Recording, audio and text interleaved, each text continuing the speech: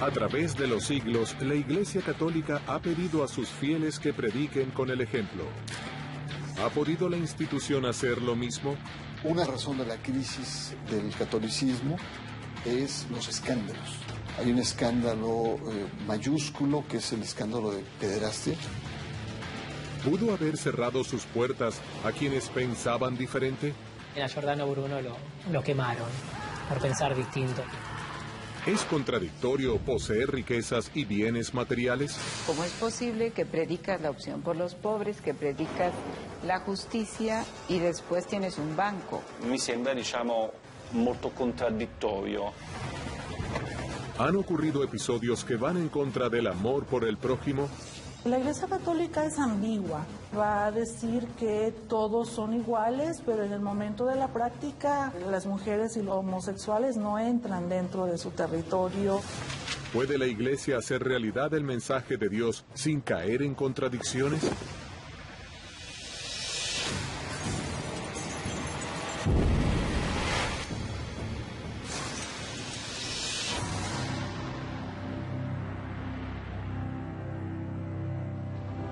Come vorrei una chiesa povera e per i poveri.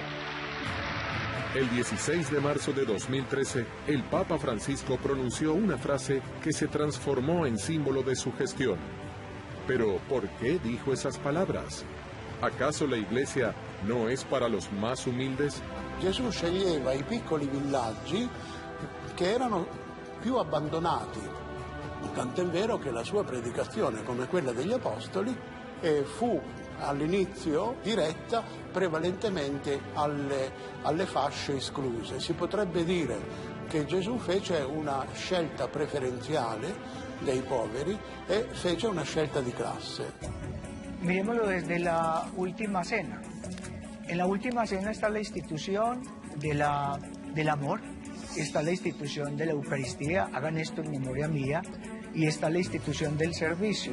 Lo que yo he hecho con ustedes, háganlo con sus hermanos. L'origine della Chiesa Cattolica così come è diventata è un'origine, come diceva Gesù, come il granello di senape, è un'origine umile, piccola, solo che c'è il destino delle cose storiche che francamente sfuggono anche alle loro origini. Los lujos, el poder, el sexo, el dinero, no es la respuesta del hombre. El hombre no viene a eso. El hombre viene es a peregrinar, ¿sí? Es decir, a viajar, a cambiar, a pulirse, a lavarse para poder llegar al lugar donde el hombre debe de estar. Según la tradición y nuestra fe cristiana, somos ángeles y tenemos que vivir como ángeles. Y el ángel no vive de lo material. El ángel vive de la esencia espiritual. ¿Cómo se transformó en una de las instituciones más poderosas y ricas del mundo? El papado que se va desarrollando desde los comienzos del cristianismo, del siglo I en adelante, sobre todo a partir del siglo VI, va a tener cada vez más y más riquezas a lo largo de la historia medieval.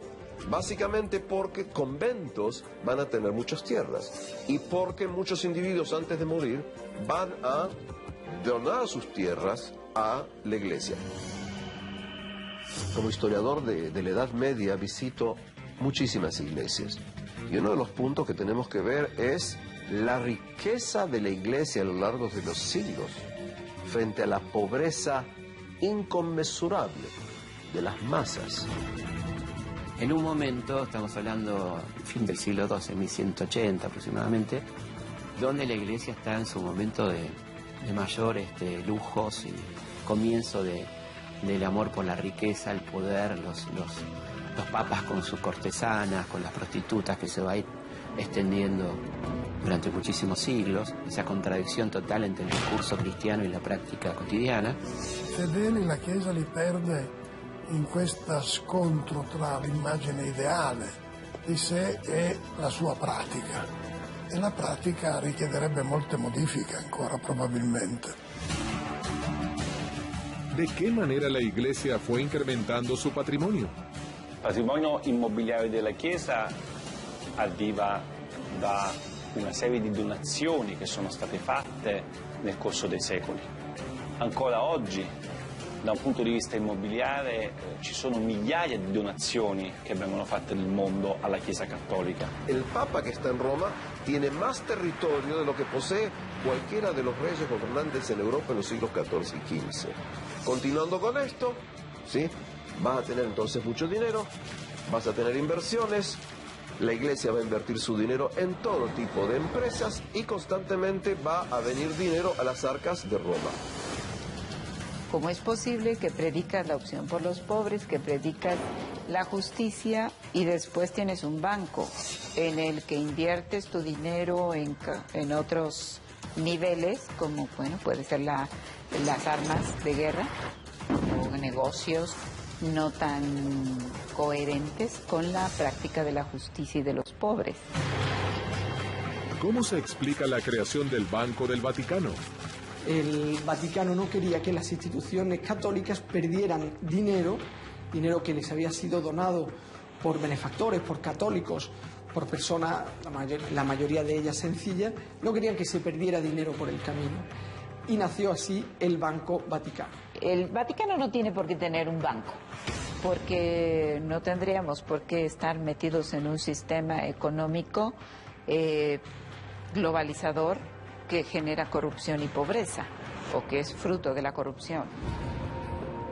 La Chiesa, per essere più umile, deve essere più povera, anzi deve essere povera, deve avere uno spirito povero, della prima beatitudine, beati i poveri in spirito, perché deve riconoscere e vivere che tutto quello che la Chiesa possiede è un patrimonium pauperum e deve essere messo a servizio dei poveri. ¿Cuál ha sido la respuesta de la Santa Sede a esta polémica? A un certo punto, quando arriva Papa Francesco, si decide che bisogna ripulirlo. Addirittura qualcuno pensa che sia importante chiuderlo, perché è una contraddizione che il Vaticano abbia una banca. Yo soy una orden religiosa que tengo que enviar dinero a un país en el que la Iglesia está perseguida, a un país en el que los católicos están en cierto modo reprimidos, necesito una institución bancaria que me asegure que se hagan estos giros de dinero sin robar. Secondo qualcuno che pensa che il Vangelo debba essere una sorta di guida, no? del Vaticano, e il Vangelo non scrive da nessuna parte che gli apostoli e i successori di Pietro devono costruire una banca. Pero la ayuda del Banco Vaticano alcanzó solamente a las organizaciones religiosas. Muchos utilizaban la amistad con sacerdotes o con instituciones católicas para abrirse una cuenta en el Vaticano y utilizarla como blanqueo de dinero. Tenemos que entender que dentro de los aparatos eclesiásticos hay auténticos grupos mafiosos y entonces esos grupos mafiosos están coaligados con una serie de situaciones impresentables, ¿no es cierto? Y auténticos delincuentes. Lo que el Papa Francisco ha pedido es que las estructuras de la Iglesia se utilicen para ayudar a las personas. ¿Qué debería hacer la Iglesia? Gli appartamenti che vengono regalati alla Chiesa spesso e volentieri non vengono utilizzati per i poveri, per i profughi, non vengono affittati oppure a prezzi di mercato in modo tale che poi con quei guadagni la congregazione, per esempio Propaganda Fide, che è la maggior proprietaria immobiliare del Vaticano, possa aiutare le missioni all'estero, ai paesi del terzo mondo. Meglio sarebbe che la Chiesa amministrasse bene il suo patrimonio e lo usasse per assistere poveri, malati, ospedali.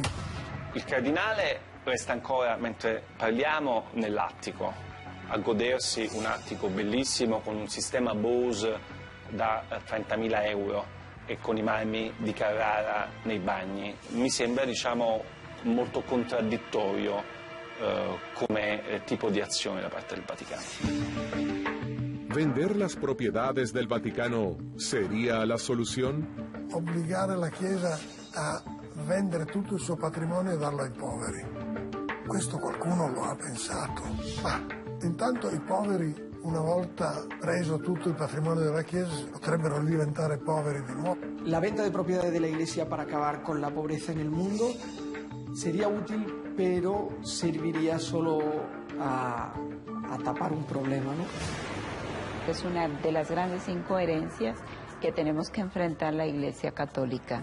Por lo tanto, no tendríamos que ser una institución con tanto poder en el mundo, ni con tanto poder económico, ni con tanto poder adquisitivo. Más que vender propiedades de la Iglesia para acabar con el hambre en el mundo, lo que el Papa Francisco propone es que se utilicen, que se dediquen las propiedades de la Iglesia a ayudar a las personas, que se dediquen a acoger a refugiados, que se dediquen a ayudar a madres que tienen dificultad para dar a luz, que se dediquen a hacer talleres para dar trabajo a las personas, che la Iglesia viva al servizio delle persone. Finché i cardinali continueranno a vivere nelle stanze da 500 metri quadrati, invece che andare in mezzo alla gente e vivere come viveva Gesù Cristo, è difficile che ci sia un cambio mentale da parte della curia. ¿Qué cambios aplicará la Iglesia? ¿Logrará hacer realidad el reclamo de sus fieles? Me gustaría una iglesia más austera, pero no solamente en el sentido de despojarnos cada vez más, sino de compartir no solamente cuando son momentos de crisis, en lo material y en lo existencial también. Una anécdota que me ha llamado la atención, que es muy bonita. Ha habido una reunión con todos los seminaristas de Roma, de la Aula Pablo VI, con Papa Francisco.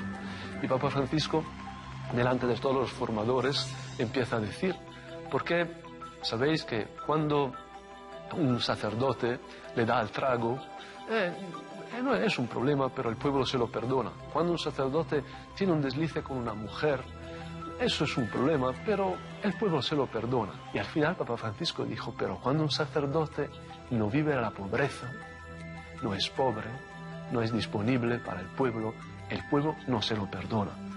Y eso es lo que yo llamo sacudir, es decirle, mira, tú puedes ser débil, porque no eres un superior, pero tienes que vivir totalmente volcado hacia los demás, porque el sentido de tu vida es el amor, es lo que has elegido. Entonces vive con coherencia eso que también es bonito.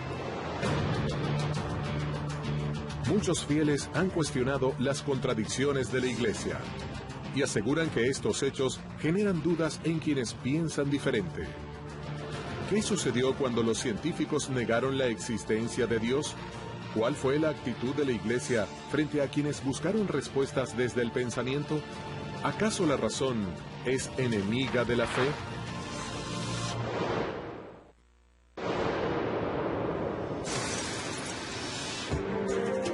El 28 de noviembre de 2016, el Papa Francisco recibió a Stephen Hawking en el Vaticano. El astrofísico, declarado ateo, asistió al encuentro Ciencia y Sostenibilidad. Pero ¿fue siempre tan amigable el vínculo entre la Iglesia Católica y la comunidad científica? Muchas veces una cosa es la que se dice y otra la que se practica. Pero de la misma manera también ha habido contradicciones entre la ciencia y la fe.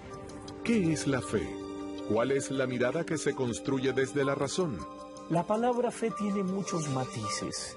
Hebreos 11 es un capítulo extraordinario consagrado a eso y dice que la fe es aquello que genera una enorme certeza, pero una certeza en lo que no se ve. La gran paradoja del mundo contemporáneo y cristiano contemporáneo es que solo creemos en lo que vemos. La fe para mí es creer en aquello que no vemos porque Dios lo ha revelado. Ese encuentro vital con el Señor que me da cada día la fortaleza, me da coherencia para lo que yo vivo, celebro y confieso. La fe tiene muchos matices, pero si hay algo cierto hoy, es que sin fe el mundo no puede vivir. ¿Cuál es la principal diferencia entre el pensamiento científico y la creencia espiritual? Hay una lucha constante entre pensamiento religioso y pensamiento científico. Quiero aclarar esto. No hay lucha entre el hombre y Dios, porque si Dios existe, el hombre es tan pequeño que no puede luchar contra Dios. La lucha es entre pensamiento científico y pensamiento religioso, que es otra categoría. La ciencia ha pretendido, a partir de procedimientos racionales, explicar el origen del cosmos, el origen del hombre, el origen de las especies, mientras que la religión se basa un poco más en el mito, en la leyenda. Y cuando se confronta la historia de la evolución humana con el Génesis, obviamente pues eso no le gusta mucho a ciertos jerarcas de la Iglesia che creían a pie juntillas en el mito. La fede della Chiesa è un'altra cosa, cioè non si fonda nemmeno più sulla dimostrazione razionale dell'esistenza di Dio. Quindi se qualcuno viene e dice ma razionalmente non si può pensare che Dio esiste, la Chiesa rimanda al Vangelo, dice leggete il Vangelo e ascoltate quello che dice Gesù e non pensate di poter dimostrare con la ragione che Dio c'è o non c'è. ¿Qué postura tuvo la Iglesia frente a quienes buscaban explicaciones desde la ciencia? Uno de los problemas que ha tenido la Iglesia cristiana es el desafío del racionalismo crítico de forma metódica a la fe. En el siglo XVII vamos a tener una serie de pensadores que creen en la existencia de Dios, pero no creen en lo que se va a llamar las religiones positivas o religiones históricas. Si hablamos del siglo XVI, si hablamos del individuo que va a hacer la gran revolución, por ejemplo, y un señor llamado Copérnicus, el famoso astrónomo de origen polaco, nació en la ciudad de Torún, cuando va a desarrollar la concepción que se llama concepción heliocéntrica, es decir, el Sol está en el centro y no la Tierra. Galileo Galilei también desarrolla estas ideas. Es decir, empiezan a haber preguntas. ¿Cómo reaccionó la Iglesia? ¿Qué actitud tuvo hacia los científicos e intelectuales? Galileo y el movimiento de la Tierra generaron fuertes tensiones en la Iglesia, porque la ciencia, como la entendemos ahora, no tenía tantos mecanismos para poner en evidencia que la Tierra está girando alrededor del Sol. Entonces todavía se dio un proceso de fricción, está la famosa subordinación de Galileo, que tiene que reconocer su error y por lo bajo murmura, por si mueve, sin embargo se mueve, dice el mito. En realidad Galileo probablemente aceptó lo que le dijeron, siguió pensando lo que pensaba, pero no importa, la historia es muy bella, Galileo aceptando la idea de la Iglesia, pero murmurando por lo bajo que la Tierra se movía. A otros no le fue también, a Giordano Bruno lo quemaron directamente por pensar distinto en términos astronómicos de lo que pensaba la Iglesia. La ciencia parte de la creación. ¿Y por qué el hombre no puede investigar la presencia de Dios en la creación? ¿Que porque se va a creer más que Dios? Si hemos sido creados a su imagen y semejanza, ¿por qué temen que me parezca a papá y a mamá? Hoy en día el vínculo entre iglesia y ciencia está más aceitado. Creo que la Iglesia directamente se retiró del campo de la ciencia, excepto en algunos asuntos sensibles como clonación, aborto, cuestiones muy vinculadas a la vida. La Iglesia se ha reconciliado en ese sentido con la evolución. Claramente dice, es una teoría que explica los orígenes. Pero la Iglesia también ha sabido ver que en la Biblia no se pretende dar una explicación científica a los orígenes del mundo. La ciencia y la fe pueden convivir o no dependiendo de los contextos sociales. Creo que también aquí mucho de este proceso ha sido responsabilidad de la Iglesia, que quiere tener el control de todo, indicarte cómo fue creado el ser humano, cómo se hizo el mundo, cuáles son los movimientos de la naturaleza. La fe y la razón van unidas, se iluminan, se acompañan y a la vez se ayudan mutuamente para poder comprender los misterios del hombre. A lo largo de su historia, la Iglesia ha cuestionado su propia conducta y postura frente a temas difíciles. ¿Cuál ha sido la actitud frente a las denuncias de abusos cometidos en el interior de la institución? ¿Se abrirán nuevos espacios para los divorciados y los sacerdotes casados?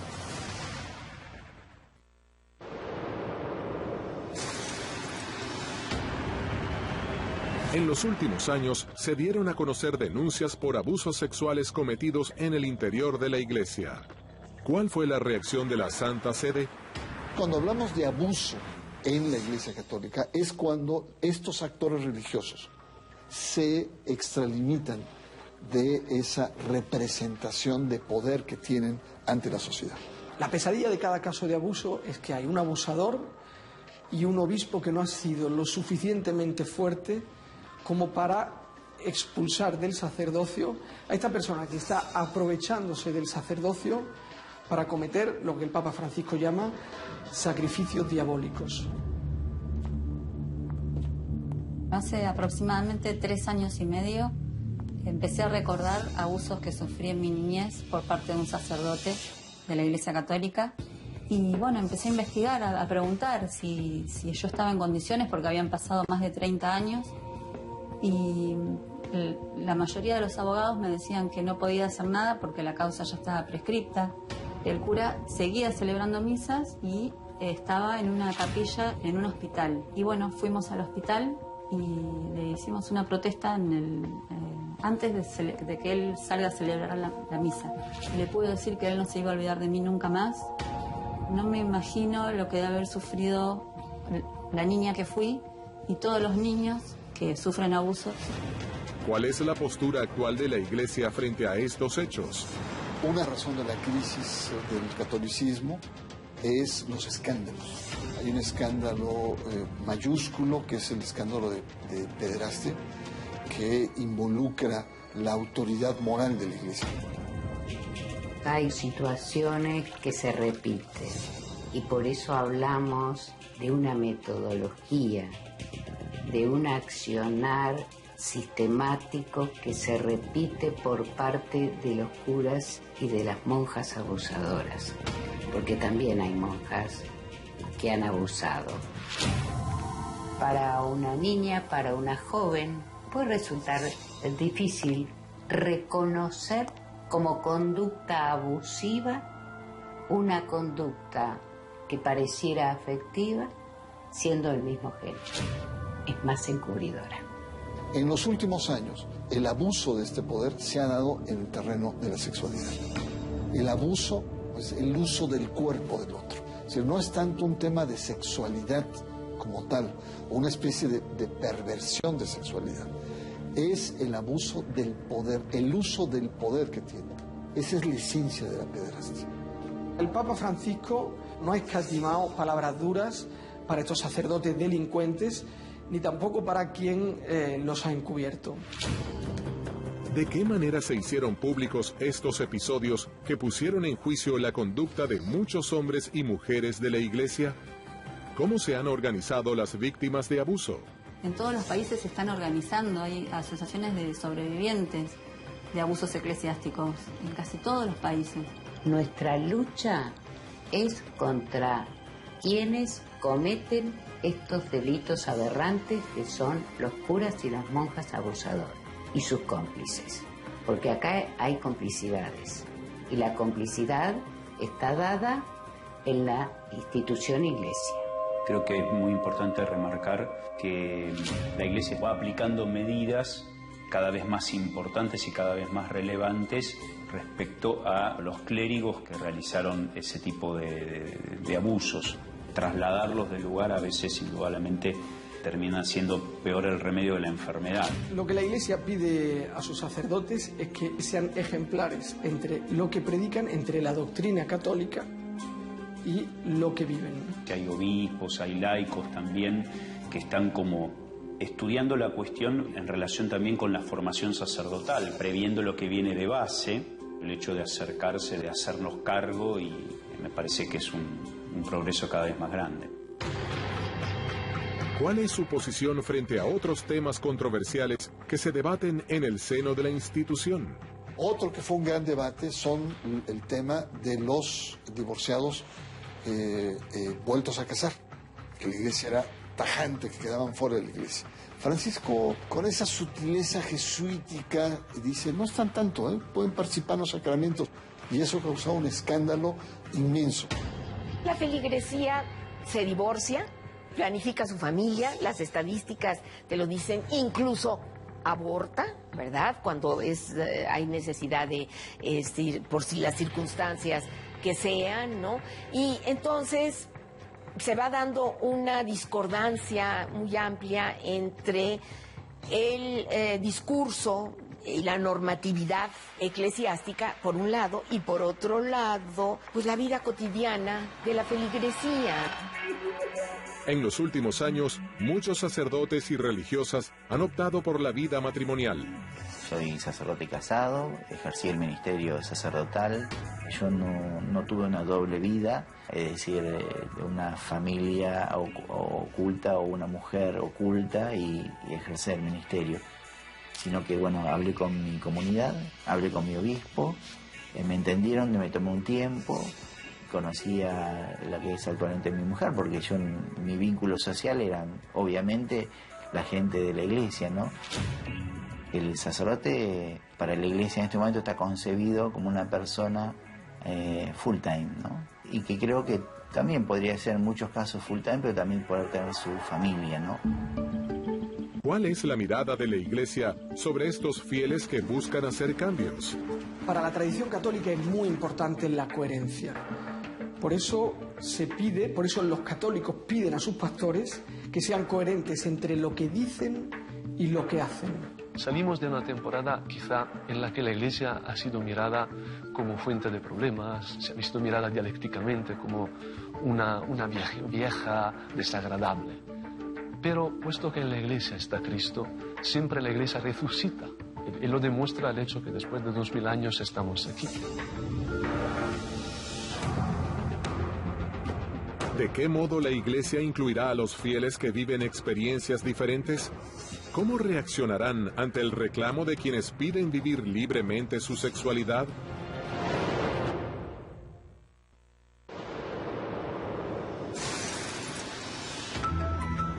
De regreso de su viaje a Georgia y Azerbaiyán, durante la rueda de prensa en el avión, el Papa Francisco pronunció esta frase histórica.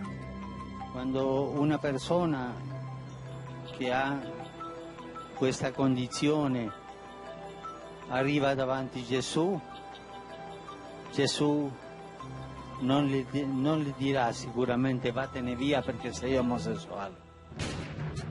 ¿A quiénes iban dirigidas sus palabras? El Papa Francisco espera, antes de concluir su papado, cambiar 3 cosas en la Iglesia. Que el celibato sea opcional, no obligatorio. Que las mujeres tengan otro lugar en la Iglesia. Y que se reconozca la unión entre personas del mismo sexo. Si todos somos iguales ante los ojos de Dios, ¿por qué la elección sexual sería un inconveniente? La Iglesia Católica es ambigua. La Iglesia Católica va a decir que todos son iguales, pero en el momento de la práctica resultaría que las mujeres y los homosexuales no entran dentro de su territorio. Son expresiones de una iglesia que está tensionada por sus dogmas, sus doctrinas, frente a realidades demandantes que cambian. La Iglesia Católica y las iglesias cristianas han tenido a lo largo del tiempo posturas diferentes en torno al amor entre personas del mismo sexo. Los primeros cristianos no consideraban que el amor entre personas del mismo sexo fuera algo que los quitara de la santidad o los llevara al infierno. Aquí es muy interesante ver cómo la iglesia misma ha venido mutando su concepción de la homosexualidad. Al principio eran seres pecaminosos, ¿no? Eran seres oscuros, poseídos por el demonio.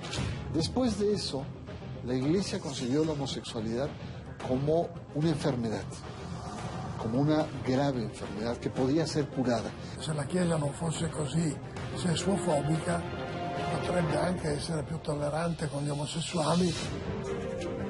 ¿Cuál fue la postura del Hijo de Dios frente a la homosexualidad? Non mi è mai stato citato un passo di detti di Gesù del Vangelo in cui si condanni l'omosessualità. Todo depende cómo lea usted la Biblia o con qué entusiasmo o concepción, ¿no? Por una parte, quienes interpretan el Antiguo Testamento dicen que en la Biblia los eventos, digamos, de Sodoma y Gomorra son claramente una condena a la homosexualidad. Tenemos un ritual de la Iglesia Católica del siglo X que mantenía tradiciones cristianas antiguas para unir hombre que amara a otro hombre y mujer que amara a otra mujer. ¿Esto cuándo se va a prohibir? Aunque hubieron iglesias y obispos que lo consideraban malo ya desde el siglo V, como San Jerónimo, que es el que inventa el concepto de sodomía. Antes de San Jerónimo, la sodomía no existía como concepto. Sodomita solo significaba el que nació en Sodoma, no significaba homosexual. Es un punto en polémica. Otros dicen que en sentido estricto, que quizá en el Nuevo Testamento quien critica la homosexualidad es Pablo, pero no Jesús. Jesús tiene un discurso de misericordia, de perdón, etcétera, ¿no? La palabra que hoy aparece como los homosexuales no irán al reino de los cielos, en la carta de los Corintios, a los Corintios de Pablo, Pablo jamás escribió la palabra homosexual. La palabra homosexual se inventa en el siglo XIX. La Chiesa non può continuare ad essere così naturalista sulla questione del sesso.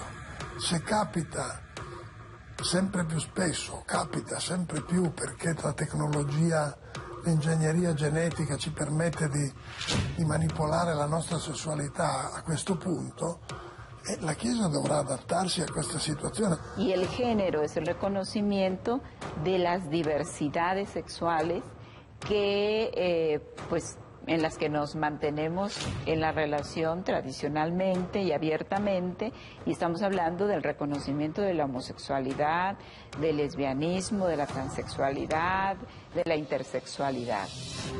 En un gesto sin precedentes, en el año 2015, el Papa Francisco recibió en su casa de Santa Marta al transexual español Diego Neria Lejárraga junto a su novia Macarena.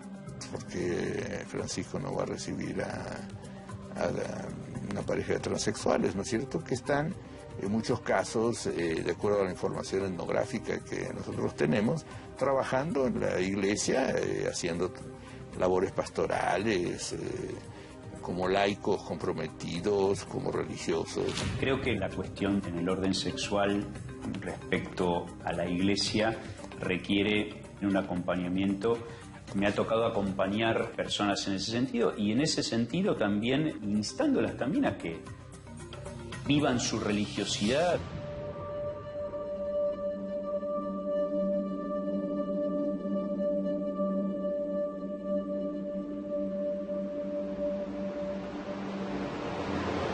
Creo que una revolución profunda en el cristianismo es cómo concibe la sexualidad al interior de los grandes dogmas. ¿Cuál es el mensaje que está dando el Papa Francisco? El Papa Francisco nos está dando a nosotros un mensaje de ser reales, de ser auténticos, de que el poder que tú tengas, el dinero que tú tengas, es simplemente la añadidura, que lo importante es que tú seas neuma, que tú seas espíritu, que tú seas esencia junto con ese Dios que te creó.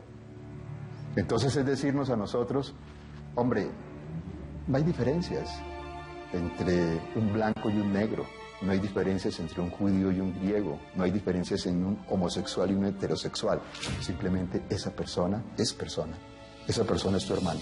La presencia de Francisco representa no la revolución en la vida de la Iglesia. Francisco no es un revolucionario, es la reforma. Francisco es un reformador. Y otro aspecto muy importante es que Francisco plantea mayor sensibilidad para poder entender al hombre y a la mujer contemporáneos. ¿Qué significa esta nueva sensibilidad? Significa el que la Iglesia ya no tenga esa actitud de condena.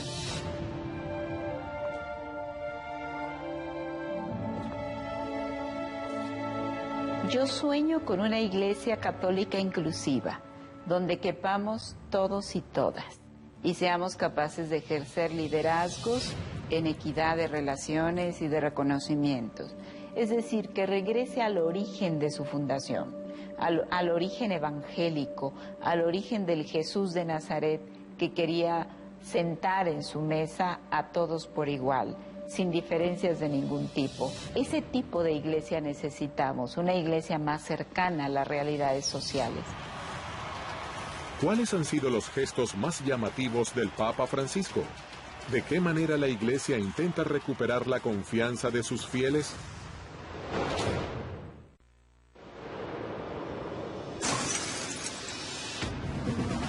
La Iglesia ha escuchado las críticas de quienes le piden mayor correspondencia con el mensaje de Dios y comenzó a introducir cambios. ¿De qué manera buscó acercarse a quienes condenó en el pasado? ¿Ha tenido el Papa Francisco la misma actitud de Juan Pablo II de pedir perdón? Juan Pablo II tuvo un pontificado que estuvo caracterizado sus 27 años por el intento de llevar al acercamiento con judíos, con musulmanes, un acercamiento interreligioso. Fue fundamental cuando se transformó en el primer papa de la era moderna que llegaba a una sinagoga para acercar a los seres humanos, para llevar a esa convivencia que pasa a ser tan necesaria en el mundo en el que nos ha tocado vivir. Pidió perdón por la intolerancia y la crueldad que la institución manifestó contra aquellos que no creían ni pensaban como la institución y que los condenó con una violencia, ¿verdad?, que implicó aniquilación de poblaciones enteras. Lo que fue la conquista en América Latina, yéndonos más atrás, las cruzadas, ¿verdad?, que también fueron procesos donde se ejerció una gran crueldad. La Santa Inquisición, que condenó a científicos, ¿verdad?, porque no estaban de acuerdo con la interpretación de las Sagradas Escrituras.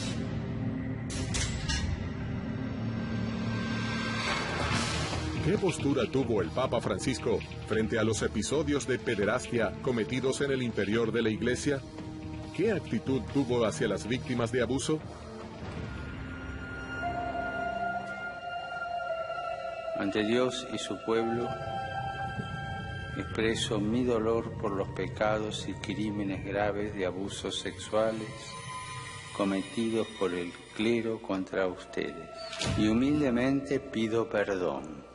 Respecto a la cuestión de los abusos sexuales, va aplicando medidas cada vez más importantes y cada vez más relevantes respecto a, bueno, los clérigos que realizaron ese tipo de abusos. El Papa Francisco no se ha limitado a pedir perdón, sino que ha pedido que las personas que se preparan para el sacerdocio, que los seminaristas, se formen también psicológicamente, que formen también su corazón para la decisión de no mantener relaciones sexuales en toda su vida. Se están dando pasos y a mí me parece muy relevante esta cuestión del acompañamiento a los familiares y con toda obviamente la carga dramática de dolor que hay, pero el hecho de acercarse, de hacernos cargo y me parece que es un progreso cada vez más grande. ¿Qué otros gestos de Juan Pablo II retomó Francisco? E poi Papa Francesco è tornato sulla scena internazionale come già Giovanni Paolo II, ha mediato nei rapporti tra Stati Uniti e Cuba, parla del fenomeno dei migranti, scuotendo le coscienze dei politici, sottolinea le grandi disuguaglianze sociali che esistono non soltanto nel sud del mondo, ma anche nel nord del mondo. È necessario affrontare insieme la questione migratoria. Non si può tollerare che il Mar Mediterraneo diventi un grande cimitero. Essendo un potere che miliardi di cattolici o di cristiani nel mondo ascoltano, è chiaro che può esercitare la sua autorità anche e soprattutto come facitore di accordi internazionali, come favorizzatore di situazioni di maggiore caritatevolezza in generale. Para muchos, el Papa Francisco parece haber interpretado la crisis de la Iglesia y el reclamo de los fieles y el mundo en general. En distintas oportunidades y por diferentes medios, el Papa Francisco hizo alusión a la postura que la Iglesia debe tener frente a las personas homosexuales. Se una persona è gay e cerca il Signore e ha buona volontà, ma chi sono io per giudicarla? En este contexto lo que está haciendo Francisco es retomar este mensaje de la misericordia, y es el primer papa que pronuncia la palabra gay, es decir, la pronuncia en el vuelo de regreso de Brasil, ¿no es cierto?, cuando la Jornada Mundial de la Juventud. ¿Qué es lo que toman los periodistas de esa entrevista y lo usan, ¿no? ¿Quién soy yo para juzgar a los gays? Para los conocedores de la fe, estas palabras y los gestos de Francisco son una muestra de los cambios que busca en la Iglesia Católica. Con el Papa Francisco, ser católico es vivir una propuesta que se centra sobre todo en hacer el mayor bien posible al mayor número de personas. Esto no es posible si uno no enraiza la propia vida, si no ve en su corazón el mensaje del Evangelio, obviamente. Pero el final es este, hacer el máximo bien posible al mayor número de personas. Esa es la propuesta cristiana. Realmente lo que Jesús y los apóstoles pensarían es que los fieles que siguen sus enseñanzas hacen lo posible por tratar de retratarlas y vivirlas, pero que realmente nos falta mucho acercarnos a lo que fue la vida de ellos para poder ser católicos y cristianos como ellos hubieran deseado. El mayor milagro, el único milagro, es la vida. Es un viva la vida que la humanidad no puede perder, y que si algo tienen que decirle los cristianos al mundo, y si algo es ese mensaje de Jesús vivo, es que Él le apostaba a la vida. Si hay algo genial, ante lo cual no podemos prescindir, porque es el mayor milagro, es estar vivo.